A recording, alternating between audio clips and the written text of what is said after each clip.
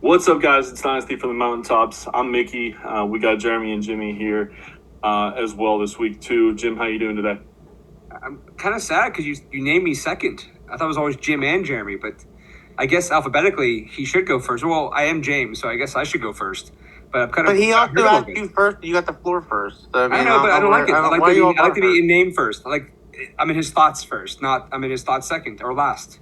Well, I'll be honest with you. Me and Jeremy have already been talking before you even got on, so it's on my mind. You've been wasting our precious recording time. Wow. 1 minute. That's it. But other than feeling sad about not being first, how are you? Good. My son is sick, which is sad, but also I get to spend tomorrow home with him, so I get to spend a sick day home with him. So it should be fun. We're gonna watch The Grinch. Oh, that's a good idea. That'll be a lot of fun, man. How about you, Jeremy? How are you doing today? Doing all right, man. Defending champ one league, and I'm sitting okay right now, so I'm feeling good. I'm my main focus, my main league, and I'm doing okay. Cool. Sounds good. Sounds like you guys are both doing good. Hopefully, Leighton gets healthy and back to school, so he doesn't have to hang with you too much. How about you? How about you, Mick? How about you, Mickey? How are you? Hey, I'm doing good.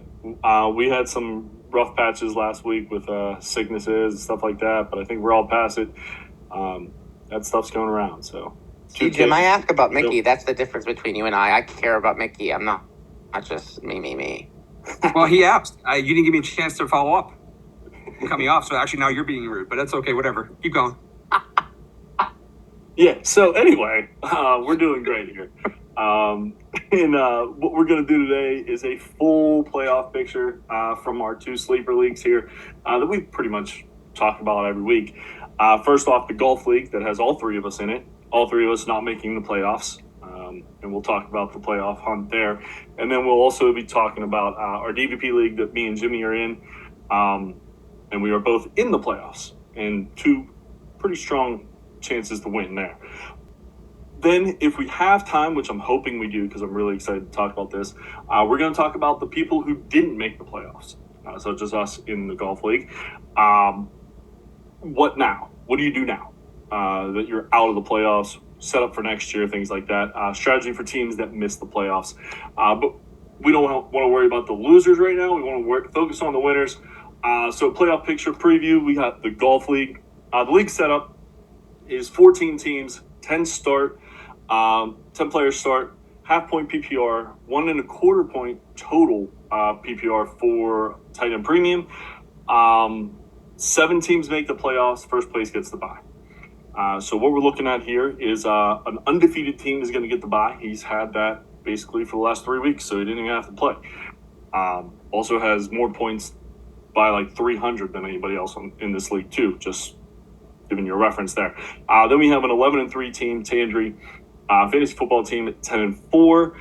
Knickers, who we talked about last week, I believe, 9-5. Twill C, 8-6. Green Hornet, 7-7. And Price is Wrong actually snuck into the playoffs, is what I'm projecting after seeing what happened yesterday on Sunday. So it looks like a team that wasn't supposed to get in is going to get in now at 7-7 as well.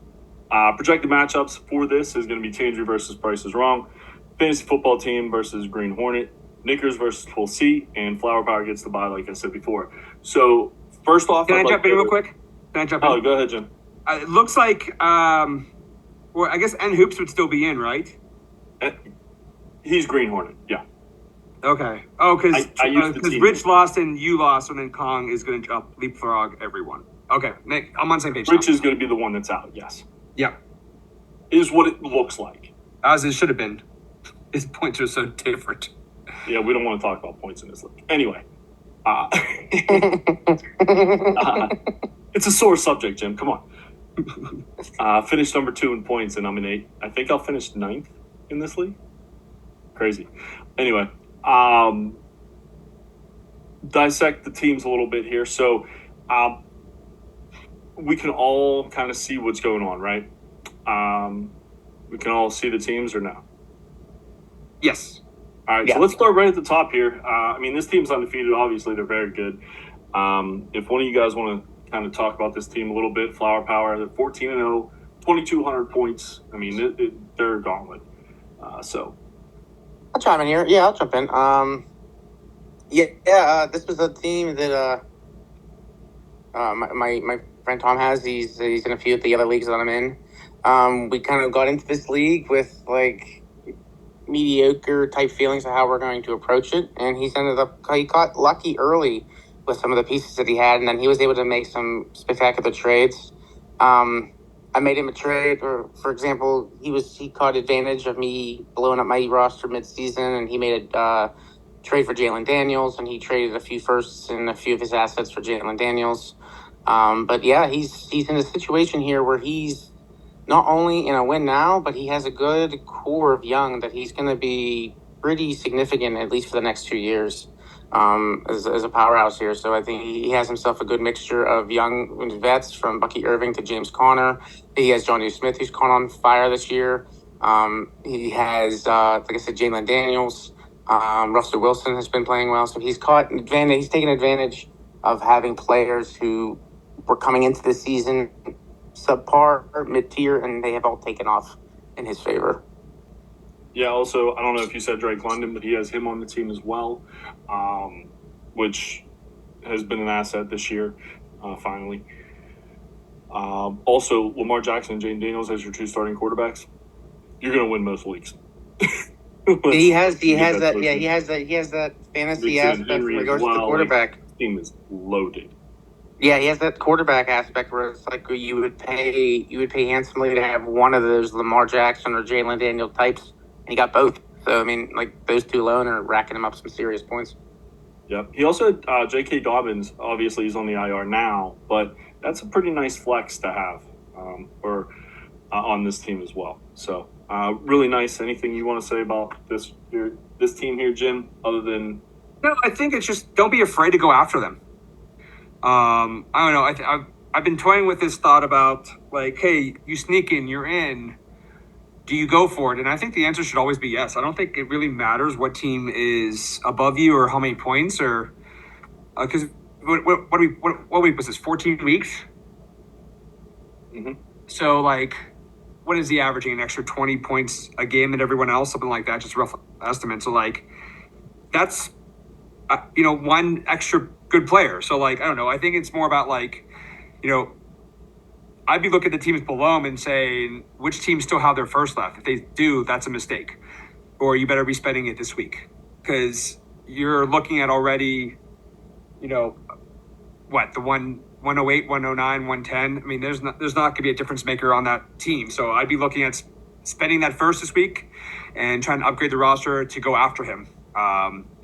To turn the hunter into the hunted because I'd be attacking and trying to build my team better. Yeah, I agree with that. I think everyone should take advantage of the no trade deadline in this league and capitalize on that right now. We have a few individuals who are already selling who just missed the playoffs, and I think everybody needs to capitalize on that 100%. Hey, if anyone on this league's listening, I appreciate you both saying that because I'm just the last person who said it. That's all on our chat. So just saying. Anyway, going to the number 2 seed here, Tandry, 11-3, good team. Alvin Kamara, Kyron Williams, just to name a couple here. Jim, you want to talk about this team a little bit? How's their draft capital? That's what I think. That's where I'm looking at. It's like it's not so much about like I think team for me. It's more about like it's the playoffs. What can I do? Like see, like they still have their first, or they've used their first, so like they have no draft capital. So like Godwin is someone that I would have off the team. What can I sell Godwin for? What can I, like McLaurin and stuff like that? But I'd be, like right there. Like that's, I mean, if I'm starting Chubb, Swift is a good player there. But like that's where I'm looking at. It looks like they're flexing a little bit weak. So can I package together a Godwin and I don't know. CJ Stroud has been down this year. Can I do something there? Because when you're that high up, I'm like I could ride with Winston and Purdy for this year and figure it out from there. So I would maybe do something with Stroud and Godwin and go upgrade that flex and see if I can compete better. Interesting take on that. Yeah, I do see he is probably a running back short to seriously contend. I would say Singletary probably helped him out a little bit in the beginning of the year. But. I mean, he's got McLaurin there, so I mean that helps. But I mean, he's got 2 studs, but then that flex is looking a little light, or even that extra receiver. I mean, I probably would move McLaurin into that wide receiver spot, and then that He was on last a bye flex this is past rough. week. He was on a bye this So- week. Don't forget. Yes, but that's where I would be moving up. So I mean, that last flex Mhm. looks like it's still going to be rough. So that's where I would be making a move to upgrade that position. I Or- think he's missing one piece to Yep. really fully contend, but it's definitely a very good team, especially with the way Kyron Williams has played. He played pretty well last night. Really played well at the beginning of the year. Alvin Kamara, from what I understand, yesterday was probably one of his worst games, and he still had double digits, so not Yep. too shabby there. Cooper Kupp. Would you send a 26 first on this team, or would you wait? Because that's the risk, right? Is On this do you team? think this team will be good for next year? I don't like doing a year out, but if I feel like I'm close, like I don't mind selling that 26 first if I feel like I'm going to be right back at it. And I don't know. I would There's a move- lot of I question would move marks my about 26 next year on this team. Absolutely. Sorry, Jeremy. Go ahead. No, I'm sorry. I thought that was open. I'm sorry. But yeah, I would move a 26 first with this team because I think this team is not this year only. I think this team again has potential to be something legitimate here for the next year or two. So I would definitely 100% move my 26 first if I was this team because I agree with you. The flex spot needs a little I help. disagree. Stronger, more running back than wide receiver, but I'd take what I could at this point. But yeah, I'd move that 26 first. I disagree. You disagree? Yeah. So I probably would move him because Jameis Winston's not going to be a starter next year. Brock Purdy is on and off. He doesn't have any quarterbacks. So right now, he needs to take advantage of the quarterbacks that he has. Because he doesn't have anything. I mean, CJ moving Stroud, on. he's been good here and there, but he has one quarterback on this team. I'm not comfortable with Brock Purdy as my starter. He had a good week this past week, but And he's we not talk healthy. about quarterbacks Like so that much. hurts. Like yeah, What's that? he's not healthy. So I mean that like key number one. But no, I'd be moving that at 26 first. I'm surprised that yeah, I'd be moving at 26 first. I'd be getting something right now.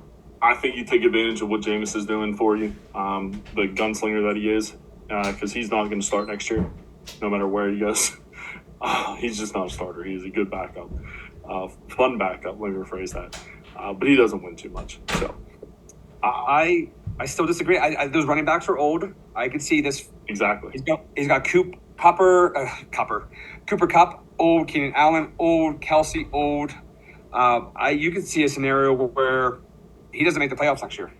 Okay, so why is he not getting youth on this pick though? Like okay, so So yeah, I you're think you have implying to that go he's for it old. So what- now. My point is that if I'm moving a pick that's a year out, I'm taking a hard look at my team and saying, am I going to be able to compete next year? And yes, on paper right now, preseason, it looks great. But could things go wrong with his team quick? Yes. I would be worried Right, about that. That's but I'm- something more. I would yeah, but rather. you're the number two trying to compete I- against the number one. Like if you're going to win now, like I'm not going to worry about what happens in the offseason. with I'm my just old saying, teams to I do would, it. I would be moving Godwin. I would be moving maybe a Winston, maybe a Speaking of Stroud someone who, tearing off of that. I would be making those type of moves. I would not be willing to trade my 26 first on this team. I don't know who's buying. that's what I'm saying. I don't think anyone's Yeah. not going Yeah. to take Who's this on those first buy-in? for someone that's My going to point is, I would be trying to do everything but the 26 first, and then I would Okay. deal with from there. Well, yeah, absolutely, because it's the most value you have, the biggest asset you have to pick. The question was to move the 26 first, and the answer is yes, in my opinion. I believe in Mickey's as well. I believe that's what the question and answer is. Would you move the first? Yes. In I this think you move situation, the it 26 it first. depends on who you're getting. I'm not getting a 33-year-old wide receiver or tight end. But no, if I'm moving a 26 first, and I know it's going to be somebody who's going to be viable for this year, next, and onward, hell yeah. It's more guaranteed. I'd rather get somebody who's going to be giving me guaranteed points than somebody who I'm going to draft on a whim next year in the draft itself. I'm moving the pieces now to win now. You just said it yourself. You're looking at the teams below you for guys who have first on their roster who need to get them gone. Now you're contradicting yourself here. No, I So just now it's like 25. Yes, I'm moving it. 26, I think is a different conversation. I think it really all depends on your return. If you're getting Devontae Adams, no. But if you're getting some type of a youth wide receiver that is going to give you some equal point set than a rookie the following year, 100%. Interesting. All right. So dove in a little bit further than I expected in that one. Fantasy football team, 10-4. Again, one of the better teams in this league. Pretty much was all year. Love, Barkley, Adams, who's been playing really well as of late. Jacoby Myers, who, even though no one cares about him, he's still been producing. He's always Thank you. You said that so well. He's so underrated. He is so underrated. He's not on the right team, but man, he produces every week. I don't know if he's underrated or there's no one else. If that makes sense. Anywhere he goes, it seems like there's no one else there. When he was in New England, nobody else mattered. Now that he is the only one, I know we have Bowers there, but he's really the only wide receiver there. Now he matters. So he has to be the only person for him to actually matter. And he does right now, which is what this team needs. So it kind of worked out for him. Jonathan Taylor as well. Nico Collins. I mean, this is a pretty good team. Just like all these teams are going to be. But I'm trying to figure out how this team's number 3. I think Barkley. He's a little bit further away. Huh? Barkley and Baker Mayfield. Barkley Baker helps. had a very Jordan hard Love start. is the quarterback. That helps. Yeah. Baker Mayfield. He's actually not playing as well though down the stretch.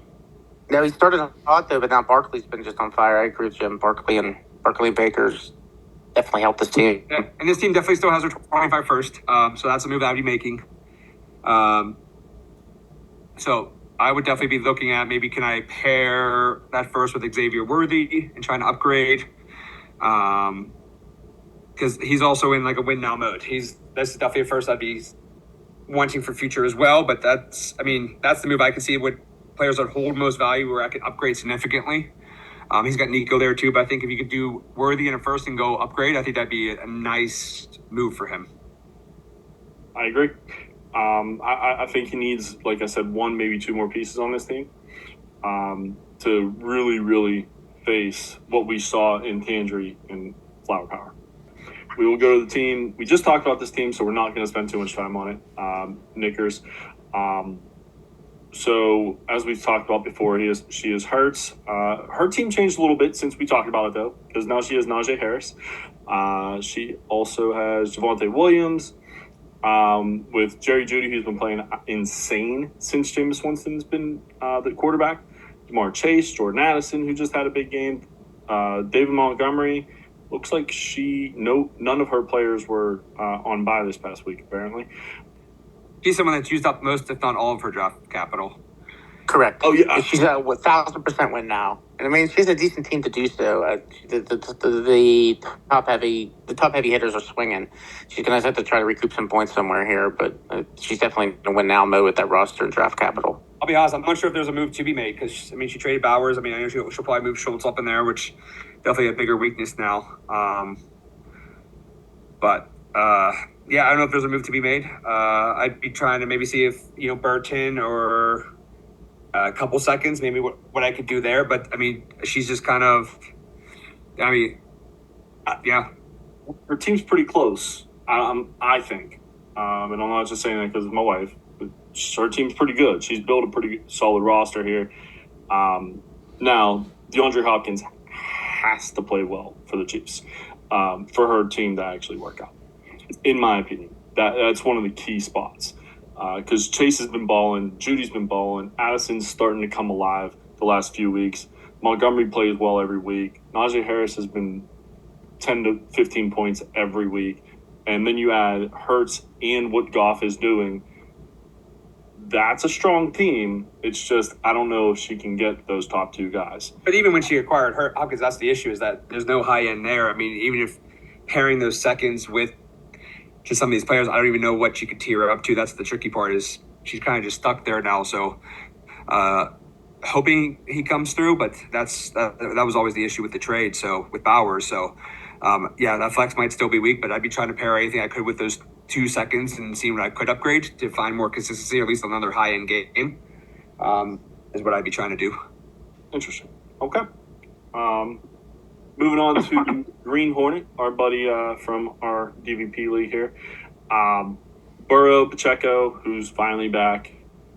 T. Higgins, Garrett Wilson, T.J. Hawkinson, Brian Robinson, especially without Eckler. That's a nice spot there. Mark Andrews is a tight end. So pretty good team. Some pieces that are boom or bust. When they boom, this team could be the best team in the league. When they bust, that's why he's 7-7. When you look at Marvin Harrison Jr. or Garrett Wilson, Darnell Mooney's been pretty consistent, but not one of those bangers or anything like that. So, Jeremy, what do you think about this team here? I think it, like, on paper, like week one, this would have been one of our league favorites. Like, he has a lot of players that, like, big names, like, in the preseason and coming into, like, week one. I was like, okay, these are our ballers this year. Like, he got his Marvin Harrison, who was coming in with the major rookie hype, and the Trey Benson was going to take over for James Conner this year, which didn't happen. But, like, he has Joe Burrow, who was going to come out, and the Bengals were going to be fantastic. Now, Burrow's played fantastic. I'm a Burrow fan. But, like, that Bengals defense has crippled those Bengals. TJ Hawkinson was iffy coming in with that injury, but he's back being healthy. But I think, like I said, I think at the beginning of the season, looking at this, comparing all the rosters and the hype, this would have been one of the favorites. He's a decent team, but I think other people have developed and have become stronger. Right. Jim, what would you do to make this team better? I don't know. Maybe it's because I'm thinking about my team too, but like Marvin Harrison, he's disappointed this year. Like, the hype's still there, but would you do Marvin and a first for Amon-Ra Brown? I would do that for CeeDee Lamb, absolutely. I won't say Amon-Ra Brown. I'll say CeeDee Lamb. Yeah, I was like, wait a second. Are we doing CeeDee Lamb or are we doing Amon-Ra? Jimmy puts him in the same tier. I put CeeDee a little bit higher, so that tells you I would do Amon-Ra as well. Just thinking because like he's disappointed, but I'm down for that trade right now. If you're I would be down for that trade in my personal perspective in the golf league, knowing I'm about maybe a yearish out, but I have enough pieces that I can move it. Like I would take on a Marvin Harrison in the first and move Amon-Ra St. Brown if that's what you're asking for that situation. Yeah, I don't know if he would. I'm just like, it's just one of those things where it's like, I think it's a fair trade. I think I would be happy with either getting Amon-Ra St. Brown back for that deal or getting Marvin Harrison in the first back in that deal. If I put myself in either situation, I would be happy with that return. Okay, so you think at this given moment.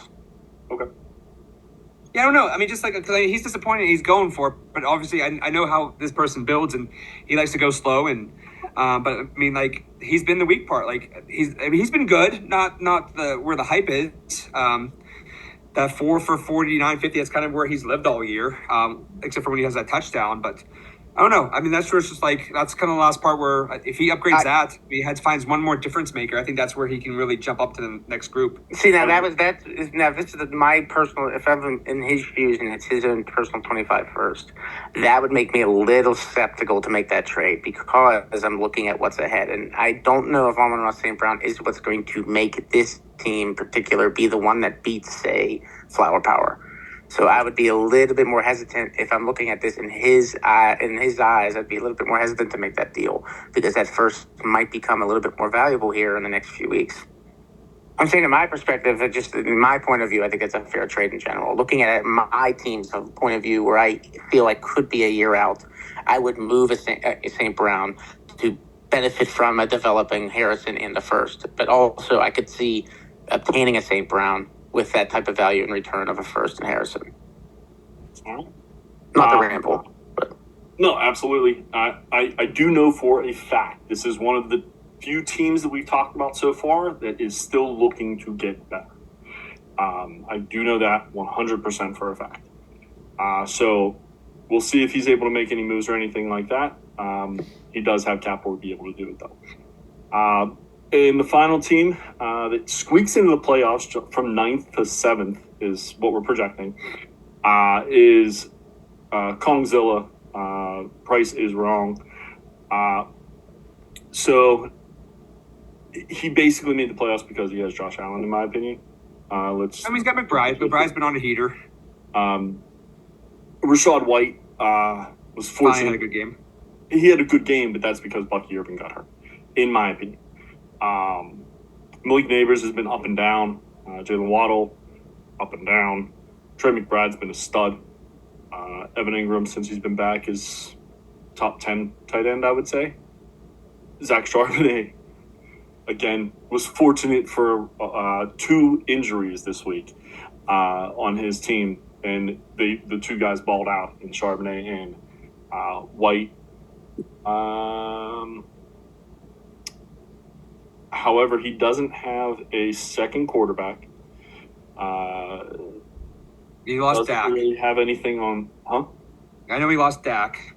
Yeah, I know he lost Dak, but I am shocked that he didn't move anything else. Like, the one quarterback going into playoffs is a madness, in my opinion. In Well, this he format, honestly- at least. He was selling as of yesterday. Yeah, that's right. Yeah, he was selling. He was. It's just the Allen game. The Allen game put him in the playoffs. So, nothing you can do about that. James, you are ridiculous. While No we da- are, no while we are days off. talking, you put Sincere McCormick on the block. Well, I was looking for quarterbacks. Insane. So I was gonna go offer him a quarterback. You're insane. So I'll be honest. This team probably shouldn't be in the playoffs. Josh Allen just picked this week to go absolutely insane to get him in. So I don't have much to say about this team. You can't really get it much better. He's probably going to sell over buy at this point because he knows he really doesn't have a chance against most of these teams in the playoffs. Yeah, I agree. If he limps in past this first round, he'll probably be picked by Flower Power, and the rest will be. We'll see how it goes there. I mean, David has beat Goliath once, so we'll see. I mean, he's got to go up against Tandry first, and I just don't see that. Like, That's right. Yeah, he is. Sorry, that's right. He is the last from Pope. That's right. Sorry. Yeah. So like he. I mean, can I ask you guys this? Yeah. Who should Flower Power pick? I know we have to wait for a week and see who wins, but who do you think's the weakest team in the playoffs? Other than Kong. I guess. I mean, but Khan's got. I mean, he's got the players. Kong- Like, I mean, Kong's by far the weakest. McBride and Josh Allen can win a week by themselves. Walker plays this past week, and he's not in the playoffs. That's all there is to it. Like, I mean, I guess he has. Not what even else to that. do. Even like or even Bucky that doesn't Rams, get hurt, he's not in the playoffs. Like, yeah, if that Rams game's not a shootout, like even if it's a standard football game. we could play what if about a lot of things, but Yeah. I mean, it's all hypothetical situations. my point is that it has to go perfect for him to win next week. Yeah, then he has to go perfect again to beat Flower Power. So I think Right. if we're looking at it in a live situation right now, I think Flower Power obviously should take Kong in this situation. I mean, after this week, Twill's going to be the lowest scoring team in the playoffs. So That's right. You are looking at the points scored. I apologize. That is obviously a. Yeah, well, Okay, points so per what are we going? All right, so then we can kind of go down into more individual player matchups. Okay, so they're gonna be like that was where we could really go down to it. And I think that's gonna have to be where Tom takes that approach. Would be to go down to the points because that's ultimately where we're at here. Yeah, I think you're right. I think Tulsi is probably the next team that I'm a little bit worried about. It depends on what Kong does here, because Kong's selling. So, like, if Kong moves something here still, then that totally wrecks this whole thing. he's also got his job capital to buy things too. And if he adds another piece, I think it'd be interesting. Or if he gets that second quarterback. It doesn't matter what he wants to do. He's been on the sell all year. He's been basically on the sell since Dak got hurt, which is 2/3 of the year, I think. And I don't know if he's going to switch it just for this year. The way I've seen him play in DVP, I don't see him doing that. To just try to limp into he limped into the playoffs because of a historic point game by. I mean, he still would have been in though because he still scored 200, so he would have been in regardless. But yeah, it'll be interesting. He would have scored 170. And then On he beat me by normal. 130, so that's fine. Oh. I didn't know who they played. Yeah. So we kind of talked about the predictions a little bit. What about the biggest dark horse? So obviously, Flower Power is the number 1 seed. He's probably the one who we expect to win. Tandri, not too far off. Is there someone in that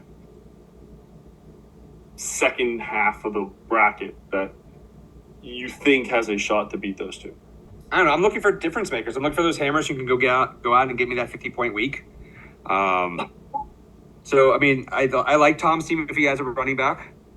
I can see adding Barkley, adding another player, and having some draft capital. That's probably who I would pick for now. So Tom, the number 3 seed. Yeah, I mean, I was like, I just Barkley's been killing it. If he keeps going off like he has and adds another player, then I can see that being great. Yeah, no, absolutely. I also think we talked about Nate's team, Green Hornet, that if he can put together one more piece, he can make it a little interesting. I honestly, I don't see anyone beating Flower Power, except for maybe Tandri. I see them walking right into the finals, to be 100% honest. No, I mean, his team is great. It's just, yeah, I mean, but I would be still trying. I mean, but also I'm not buying old players. Like I'd maybe work around the edges a little bit with like a Mike Evans, something like that. He's out of the playoffs, but I'd be what can I buy that's going to help my team for a few years down the road. So I'd be big. Those are the moves that I'm always trying to make, even more when I'm in the playoffs. No, absolutely. So unfortunately, we're not going to get the DVP at all this week. So maybe we'll talk about it next week with the Final Four. I think that might be a good idea.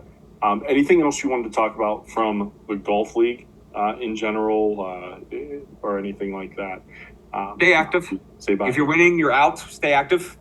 Keep grinding the edges. Keep trying to acquire value. Or this is why zero or trade deadlines make sense, because as the weeks progress, all you're waiting for is one big injury or something to not go right, and you could be selling and gaining more value than you could have at any point during the season.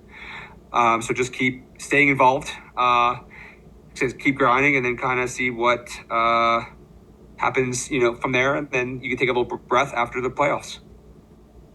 No, I 100% agree with you. I'm in both situations in the 2 dynasty leagues that we're in, and I'm looking to add in the one that I'm in the playoffs, and I'm looking to sell when I'm out of the playoffs. It just is what it is. What are you able to get in return for a veteran player that someone could win the championship with, right? Or one of those studs even, you could sell him for exponentially more than what you normally could, because the person's going for it and trying to win right now. So he'll buy it for more. So with that, Jeremy had to step out. He had an issue at home, so hopefully everything's okay there. We'll see you next week. We'll be talking about the DVP League is next week. So we got to get out of here. But for Jim and Jeremy, I'm Mickey. This has been Dynasty from the Mountaintops. All right, see you guys next time. Have a good one.